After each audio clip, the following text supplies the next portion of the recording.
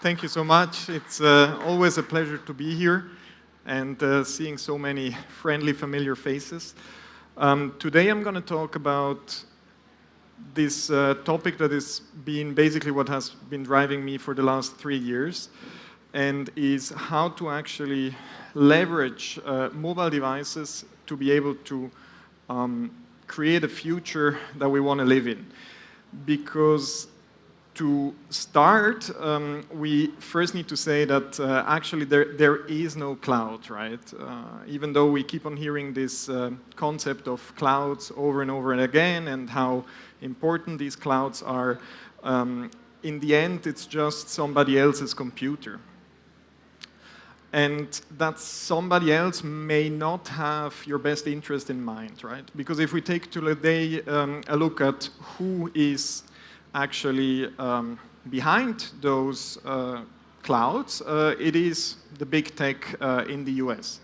All US companies, and this ultimately makes it a very easy target for governments to basically take control over that specific cloud, and they really do. I mean, they have the Patriot Act in the US that allows them to gain access over all the data that is being stored by a US company, even subsidiaries that are in different countries. Like, for instance, in Switzerland we have Google Cloud.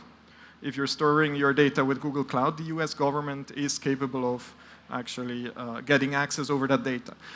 That, of course, also poses a huge supply chain risk and makes them also not resistant to censorship. Many of you might have used Hetzner to host some nodes.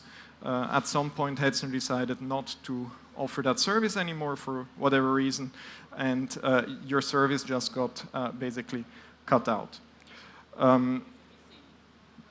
This means that today, these clouds are growing more and more to become real geopolitical actors, and they can basically shape the power balance that we have in the world. Think about elections that we just had. Can influence the entire conduct of states and ultimately also the entire trajectories of nation states. And let me tell you, AI did not do us a favor, because you can actually see, based on one stupid example, what impact does that have, right? Here we see Google's Gemini model that was trained to be as diverse as possible. And when you were asking about historical facts, namely in this example about soldiers of World War II, they would just generate a history that was basically not there. Meaning that it is capable of rewriting history and also impacting it. The other thing is, whenever you use your mobile phone, you go on the internet, whatever you Google and so on and so forth, all that data gets collected by the ISPs. And up to this moment, you could think, okay, nobody really cares about me, so there's so much data, it won't matter. But with large language models, it turns out that they don't have this overfitting issue, right? It used to be the case that with deep learning algorithms, after a while, the more data you added to them, the more inaccurate they would become. Meaning it would plateau somewhere. And now with large language models, that's not the case yet. Maybe we have not reached that level yet. But that means that your data now can be turned into actionable and valuable insights that can and will be used against you. The problem is not only with these companies. If we take a look at the supplier list from Google, we see that all these companies that I'm scrolling down here also get access over the data that you store on those clouds, right? And some of it might seem clear, right? Because if Google is outsourcing support services, those people need to get access to it. But imagine what attack vector this is. So, just to summarize the problem statement, we have risks of economic turmoil, privacy is entirely lost, national security as well, resilience. I mean, imagine if those clouds go down, you won't be able to log in anywhere, nor consume your social media, news, whatnot. And now in the AI age, the loss of data ownership also really, really hurts. So what can we do? Well, clouds have not started with like this control and power in mind. They just started with the pure idea of offering a cool service to mostly startups or scale-ups that would get the quality of an infrastructure that Google has at a fraction of the cost.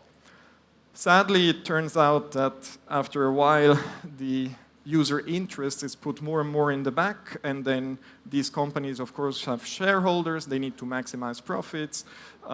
These companies work with governments, and so on and so forth. So they're all prone to this decay of quality, decay of user experience. It's basically a process of enshittification. And there is the iron law of oligarchy, which means that all complex systems eventually will develop oligarchic structures. So how can we break that? We need a fully decentralized system because those are less prone, which does not mean that they're immune to this enshittification. What we ultimately need is a global scale cloud network that is founded on open source principles. Now, if you think about starting this, you also need to think about what kind of hardware are we actually utilizing to kickstart this revolution. And you cannot think for a split second to be using the same hardware as these monopolies do, because they just have the better economies of scale than you do, they have the better hardware suppliers than you do, and you're just left with all the overhead of decentralization. So you need to basically change the rules of the game, and that's where the mobile device comes into play. Because the vast majority of compute that is being created today in factories actually lands in mobile devices. We have about 13 million servers that are being shipped every year, and we have about 1.2 billion smartphones, each with a CPU that nowadays has 8 cores. Some even do have 12 cores, 8 gigabytes of RAM. Some of them have even 24 gigabytes of RAM. So it becomes very clear that if you want to build a completely decentralized compute network, you cannot think of doing that without a smartphone. There's also more things to it. The mobile device has less operational costs. Those are highly efficient chips with shorter nanometer technologies. They have a superior performance per watt, are all ARM-based, and allow you to unlock a cheat code, which is upcycling. We churn through these devices year after year, and we throw away perfectly good devices only because they have a cracked screen. And the other cheat codes are also utilizing your device while you're not using it, right? So you purchase an iPhone for $1,200, fantastic piece of technology, but throughout the night you're not using that compute. So why not basically enable that compute? And that's what Acurast has been doing. We've been seeing more and more farms, literal farms popping up, which is very convenient because these devices don't produce a lot of heat, don't generate a lot of noise, and don't consume a lot of energy, especially while idle. This means that only if someone is paying you for the compute, you're eventually paying a fraction of the cost for energy. And some people in our community even exaggerated a little bit. There is this user that has 400 devices, and he basically is upcycling all these devices with cracked screens, where he can buy a perfectly fit device, 8 cores, 8 gigabytes of RAM for just about $30, and connects them through USB 3.2, which is a 40 gigabit connection. Now, why is this specific setup interesting? Well, because one of the killer use cases is definitely also the fact that you can use these devices, because of their hardware security module, to run a fully decentralized confidential AI. And the reason why you can do that at scale is because ultimately the operation that you do are all matrix multiplications. And matrix multiplications can be splitted up onto multiple devices, as you can see here, creating those parallelization and also RAM sharing that you've been looking for. And if you're a developer, then you can use that today with Acurast. There is a way to basically just load Llama-compatible large language models in the Acurast environment. The Acurast environment is a Node.js environment that then runs ultimately on these mobile devices. And just to maybe inspire you a little bit, these LLMs can be used for really, really cool things that today are not being done, but can really wow people. I think just having this kind of agents that do things for you all automatically, and they will do mistakes, but will get better as the models get better. And humans, let's not forget, also do mistakes, right? The other thing cool about this is that ultimately it's the universal user interface, language. That's how we interact with everything. So that's another use case that you have there. I'll be outside then afterwards to also give a demo, because we won't have time to go through that demo. However, if you liked what you saw here and you have a spare phone, please join this Cloud Rebellion. It just takes 3 minutes to do so. If you're a developer and are looking for compute, also just join.